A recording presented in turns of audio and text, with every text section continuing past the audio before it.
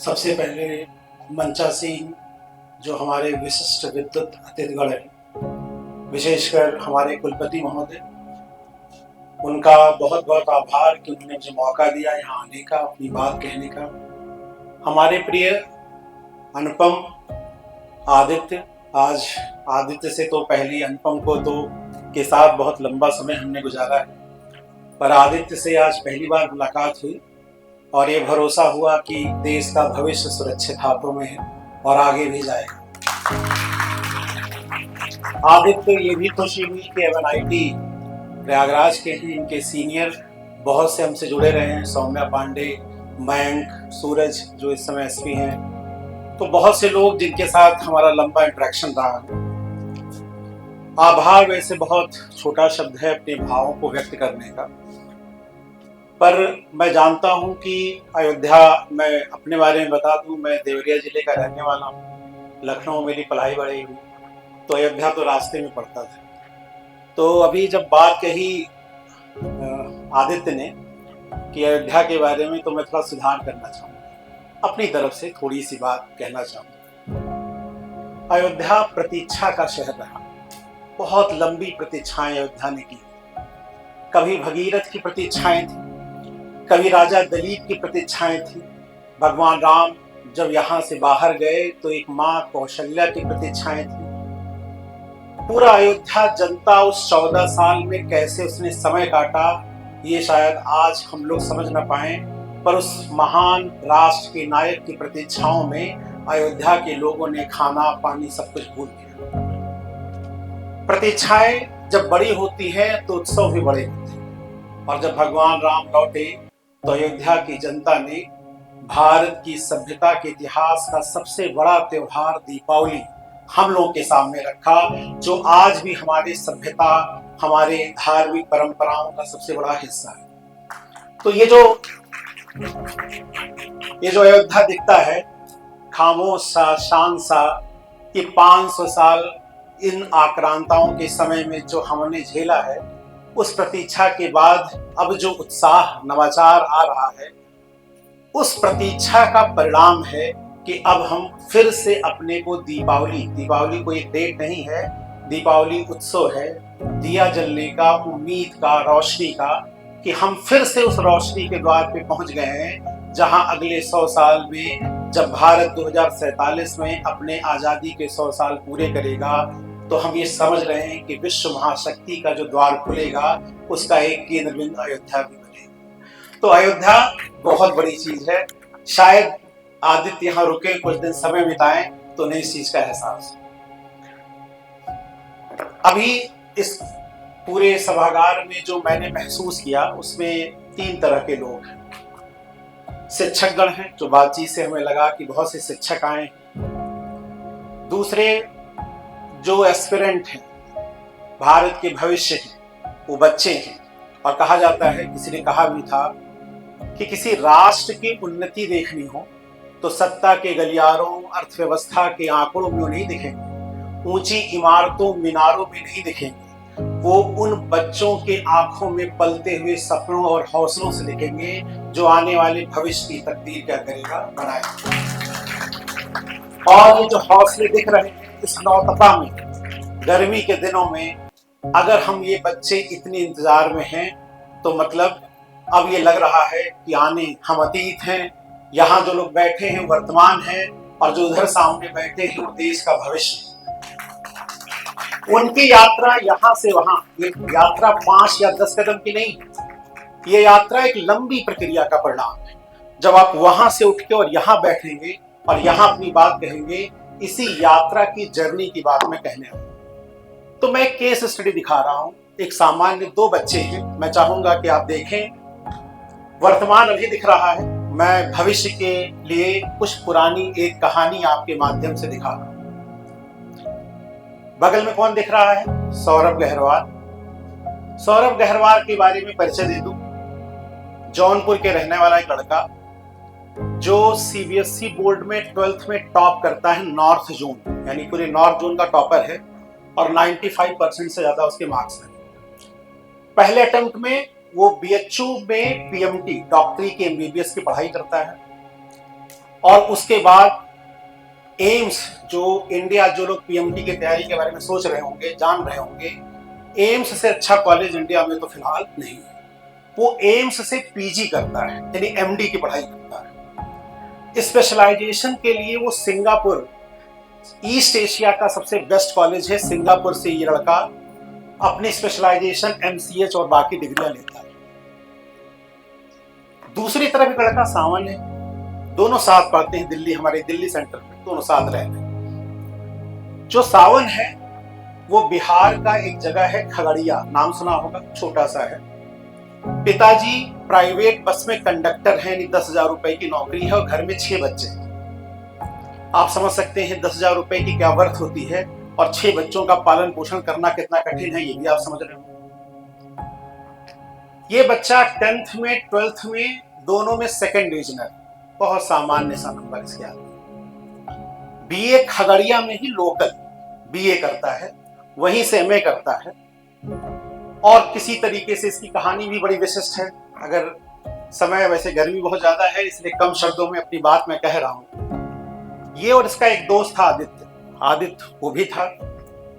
ये दोनों अपने पिता से कहते हैं कि हमें आईएएस बनना है, हमें पटना भेज दो। जैसा कि हमारे गांव के पिता होते हैं, जब संकट में होते हैं तो कई बार सारा गुस्सा बच्चों पे निकाल देते हैं। बच्चे को इतना मारते हैं इस सावन को कि तुम्हारा दिमाग खराब है, तुम यहाँ तैयारी कर रहे हो रेलवे के चपरासी की, वो निकाल नहीं पा रहे हो, कह रहे हो पटना जाएंगे आईएएस बनने। तो इन बच्चों में आता है कि हम सुसाइड कर लें। ये दोनों जाके बगल में ट्रेन जहां से गुजर रही होती है, दोनों जाके, दोस्ती भी देखिए कैसी चीज है भारतीय परंपरा में, कि सावन सुसाइड करने की सोचता है तो उसका दोस्त भी सुसाइड करने की बात करने लगता, दोनों बैठ जाते हैं। जब दोनों बैठ जाते हैं तो पुलिस वहां से गुजर रही होती है, वो देखती है 2 बच्चे ट्रैक पे बैठे हैं, तो वो पुलिस पकड़ लेती है, जैसा करती है। उनको लगता है शायद ट्रेन लूटने आए हैं या कुछ करने आए।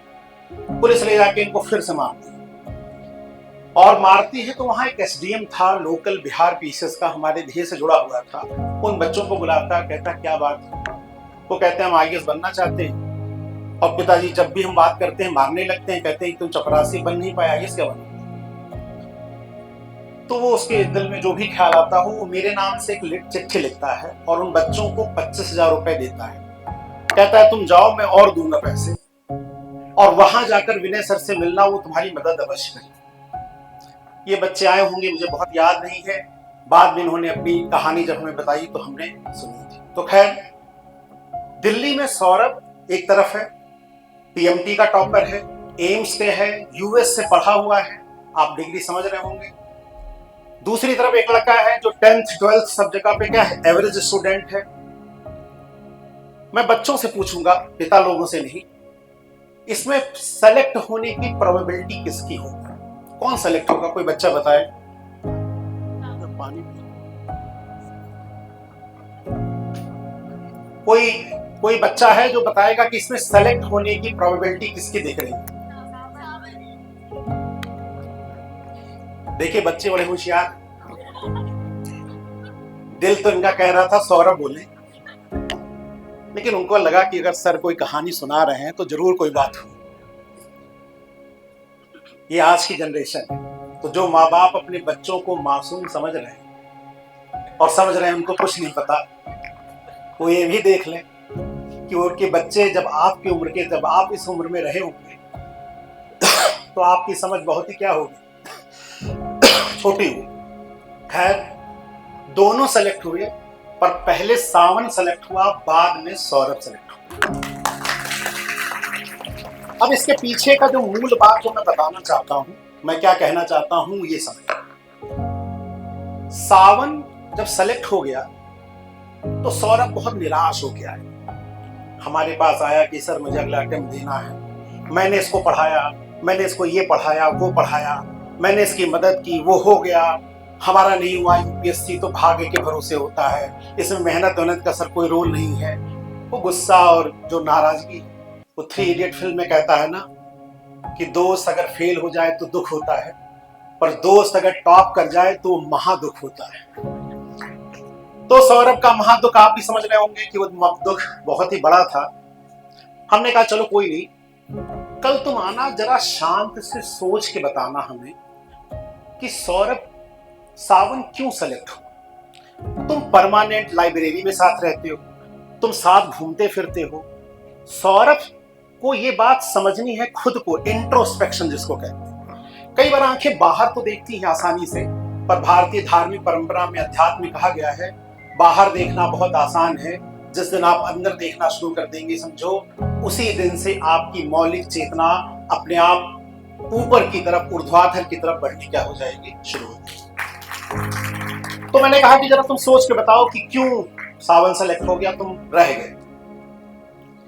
2 दिन बाद आया सोच विचार और उसने जो बातें बताई, मैं आज इस कमरे में बैठे हर बच्चे को बताना चाहूंगा कि जीवन में सफलता सिर्फ मेधा से नहीं मिलती। मेधा आईक्यू है, इंटेलिजेंट क्वेश्चन की आप टैलेंटेड है, आपका बेसिक वो क्वालिटीज है कि वो आप काम कर सकते हैं।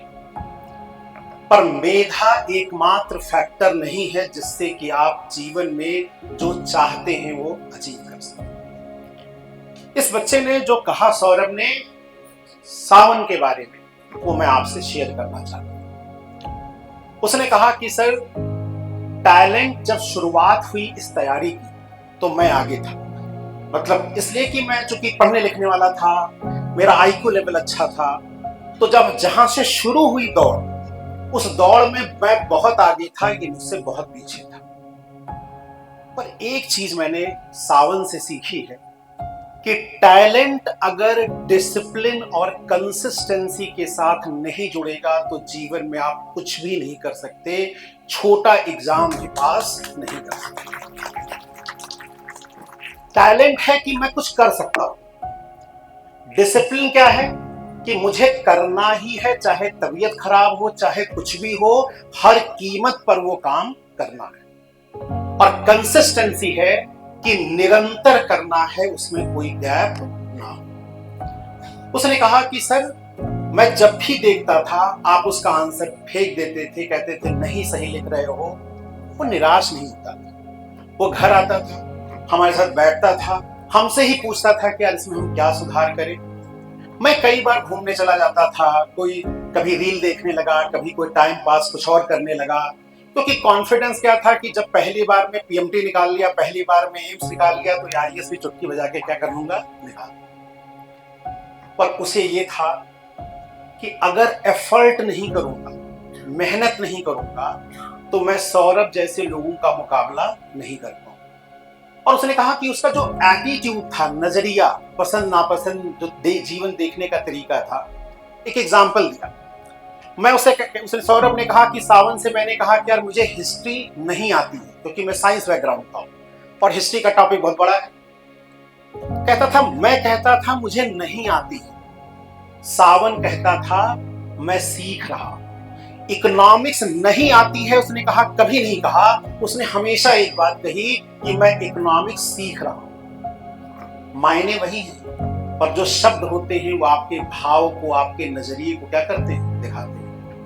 जब आप कहते हैं मैं सीख रहा हूं, तो आप प्रोसेस में, आप प्रक्रिया में क्या है, इन्वॉल्व है। आज नहीं जानते, कल जान जाएंगे। लेकिन जब आप कहते हैं नहीं आता है, इसका मतलब है आप हथियार रख चुके। और एक बार हथियार अर्जुन ने गांडीव रख दिया और कृष्ण जैसा कोई सारथी अगर ना मिले, तो कुरुक्षेत्र फिर जीवन का जो है वो बहुत जटिल हो जाएगा, उसमें विजय प्राप्त करना बहुत ही क्या हो जाएगा, मुश्किल।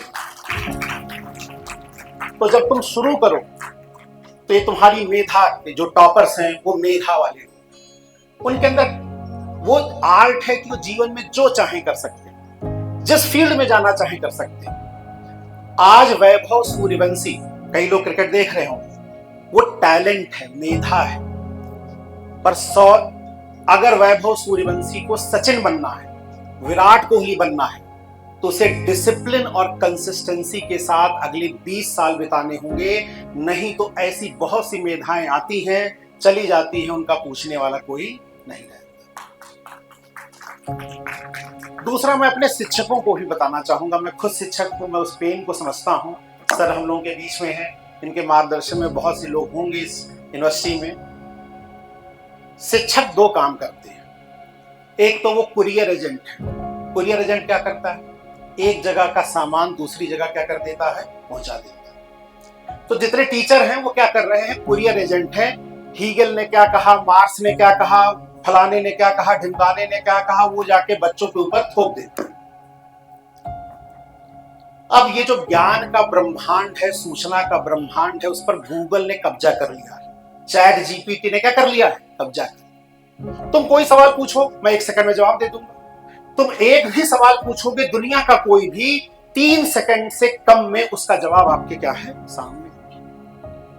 तो कुरियर एजेंट में समझो कि अब जेप्टो आ गया है। कुरियर एजेंट में समझो अब क्या आ गया है? स्विगी आ गया है। ऐसी चीजें आ गई, अमेजन आ गया है, जिसकी डिलीवरी बहुत फास्ट है और तुम अमेजन का मुकाबला नहीं कर पाते। तो जितने शिक्षक इस कमरे में बैठे हैं और जो प्रशासक लोग भी हैं, पहले तो अपना पुनर्मूल्यांकन करें कि चैट जीपीटी और एआई के जमाने में तुम्हारी प्रासंगिकता क्या है। तुम क्यों टीचर? तुम इसलिए हो कि तुम्हें तनख्वाह मिल रही? तुम्हें अपने ऊपर विचार करने की जरूरत है। तो जो शिक्षा का भारतीय परंपरा में काम है, शिक्षा का मतलब सूचना देना नहीं, शिक्षा का मतलब है जिज्ञासा पैदा करना। अब जो शिक्षक है वो है जो बच्चों में क्वेश्चन पूछने की परंपरा शुरू करे। क्योंकि याद रखिएगा, एआई जब प्रश्न पूछेंगे उसका उत्तर देगा। तो आज के बच्चों को सिखाना ये नहीं है कि उत्तर क्या है, आज के बच्चों को ये सिखाना है कि प्रश्न क्या है, जीवन के प्रश्न क्या है, पॉलिटी के प्रश्न क्या है। आम जितने भी प्रश्न हैं, अगर आपने प्रश्न करना बच्चों को सिखा दिया तो उत्तर वो अपने आप खोज लेगा, आपकी कोई जरूरत नहीं है। और मैं चाहूंगा कि आप समझें कि अर्जुन की जिज्ञासा नहीं होती तो गीता का जन्म नहीं होता। क्या आपको लगता है कि कृष्ण ने भीम को उससे शिक्षा दी होती? नहीं। भीम से कहते मारना है, भीम कहते कहां है, किसको मारना है। वो जो प्रश्न था ना अर्जुन का कि क्यों मारना है, किस लिए मारना है, और वो जो संवाद की प्रक्रिया है भारतीय परंपरा में, यम नचिकेता का संवाद होगा तो कठोपनिषद बनेगा, श्वेत केतु और उद्दालक का संवाद होगा तो कोई उपनिषद बनेगा। जितने भी उपनिषद, उपनिषद का मतलब ही क्या होता है? गुरु के समीप बैठना और ज्ञान लेना। तो जब आपका बच्चा आपके समीप आए तो उसको संवाद करना सिखाओ, उसको प्रश्न करना सिखाओ, बताओ कि जीवन में उत्तर अपने आप मिल जाते हैं अगर हमने सही जगह पर सही प्रश्न करना क्या कर दिया, शुरू कर दिया। तो मुझे आशा है, सर्वे है कि ऐसे प्रश्न होते रहेंगे और ऐसे प्रश्न हमारे आने वाली पीढ़ी के लिए नए नए दिशाओं को क्या करते रहेंगे, बताते रहेंगे। तीसरा, मैं अभिभावक, कितने लोग अभिभावक हैं जो आए हैं? बहुत लोग हैं। अभिभावकों को मेरी गुजारिश है, अपने बच्चों को रैट रेस का हिस्सा मत बताइए। अपनी कुंठाएं, जीवन में क्या नहीं कर पाए वो बच्चों पे मत थोपिए। आप उनका हाथ पकड़िए, उनके पंख मत पकड़िए कि उड़ ही ना पाए। हम इतने पजेसिव हो गए हैं, इतने 1 या 2 बच्चे होते।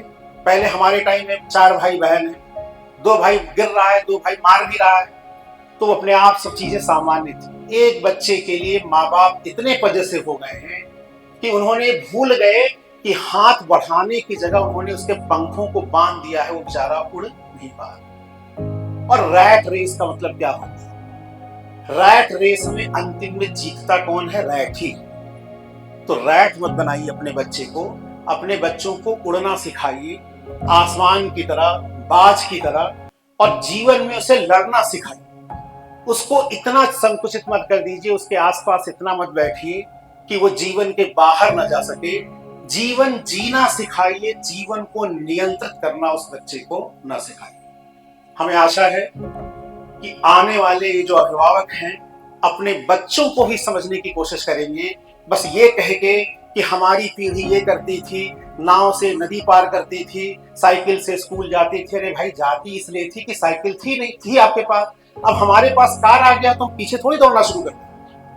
तो आप उन बच्चों को समझिए, आपकी पीढ़ी अलग है, उनकी पीछे पीढ़ी अलग है। संवाद बनाइए, ये संवाद उस बच्चे के भविष्य के लिए जरूर कुछ ना कुछ क्या करेगा।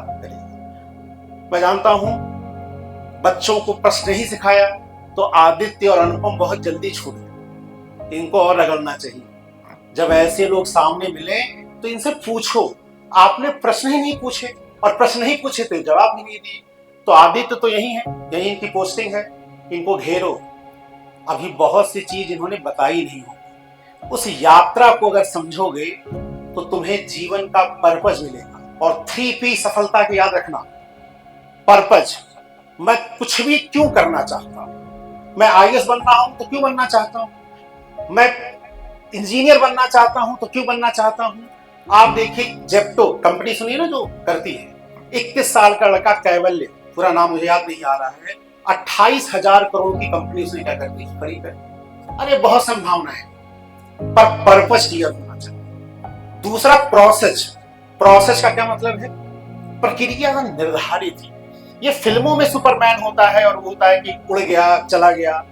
अगर इस हॉल में आना है तो सीढ़ी चढ़ना है, फिर यहां से चढ़कर मंच तक पहुंचना है। सुपरमैन नहीं है कि वहां से उड़ के मैं सीधे आ जाऊं। सीढ़ियां निर्धारित है, प्रोसेस निर्धारित है, आप धीरे धीरे उस पर चले। और लास्ट में पेशेंस बहुत जरूरी है। जीवन में सब कुछ जल्दी नहीं होता। आपको आदित्य अनुपम ने बताया एक लंबी प्रक्रिया है जिसमें उसको अंतिम में विजय मिली। हमें आशा है हमारे बच्चों को भी मिलेगी। अयोध्या में फिर आऊंगा, बार बार आऊंगा, और कभी इन्हीं बच्चों में से कोई यहां मिला तो मैं समझूंगा मेरे शब्द उनके जीवन में कोई मायने रखते। धन्यवाद।